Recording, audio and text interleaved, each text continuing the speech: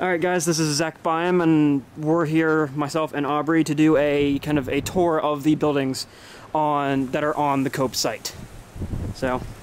Alright, this is our education building, and this is where we hold programs when it's really cold outside, when it's rainy, when it's thundering and lightning, or if we just need to get in from the heat, because in the summertime it gets really hot outside, and sometimes we just go in there to relax. But we also hold meetings here, and once in a while we'll rent it out to different people as well. So this is our education center. This is the administration building. This is the home of where Jim and Helen used to live, two of our three founders. And this is actually where all of our offices are.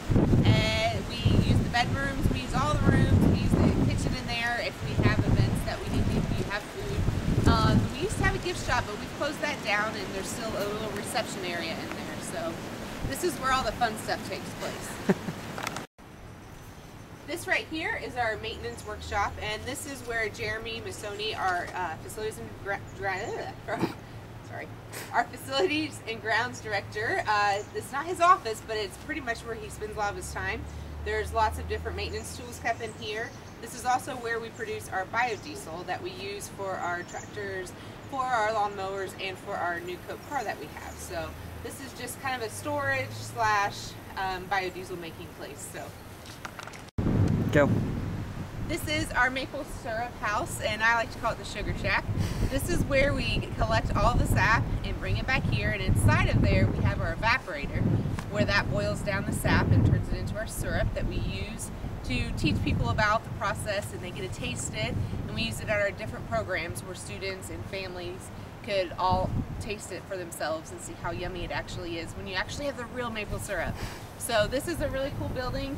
Inside of it we have terra tile on the floor, which is, it's all broken up, and it actually is recycled tile that has been broken at the actual manufacturing place here in Richmond.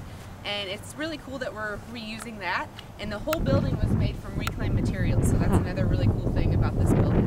It's one of my favorites. And is the only way to get the maple syrup that's made here through the maple syrup program? Yes, and you can't buy it, unfortunately.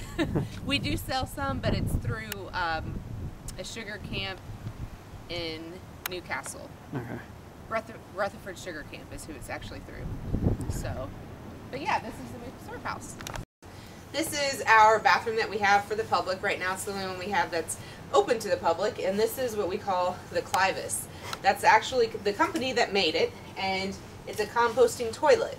After so many years, all of our waste turns back into compost that you can put on a garden. When I say garden, I don't mean plants that you eat, but actually flowers or around your flower beds at your house. But it's a pretty cool thing to have. And the way it's powered, the way the fan is powered that keeps it operating, is through our solar panels over there. We actually have 3 solar panels right there that keep the fan going, and believe it or not, it actually goes all year round. So it's a pretty cool invention, and we're really proud to have it, and we love showing people. And this might be a dumb question, but this is kind of a misconception that I know that I have, and some other people might have.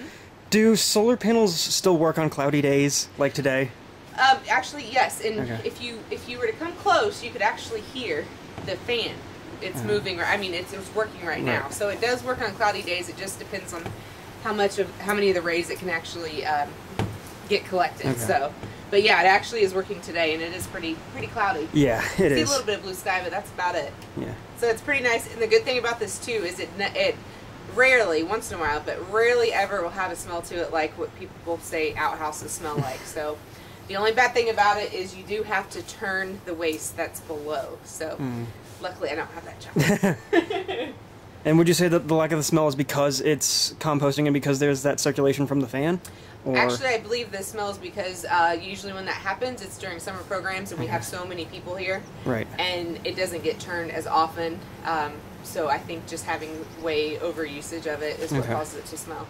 Okay.